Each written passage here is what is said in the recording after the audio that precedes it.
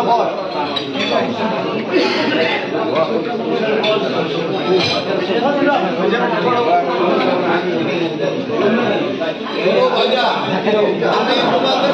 সাথে সাথে 2 মিনিট কথা বলবো, একটু লক্ষ্য করে শুনো।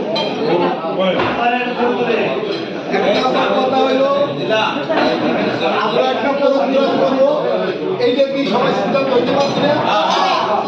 2 নম্বর কথা হইলো আমরা যদি এইটা নিয়ে সবাই পজিটিভ ভাবে আগাই, কেউ যদি এখান থেকে বাইরে কোন ধরনের এটা বলার কারণ আছে, এটা ভাই বললাম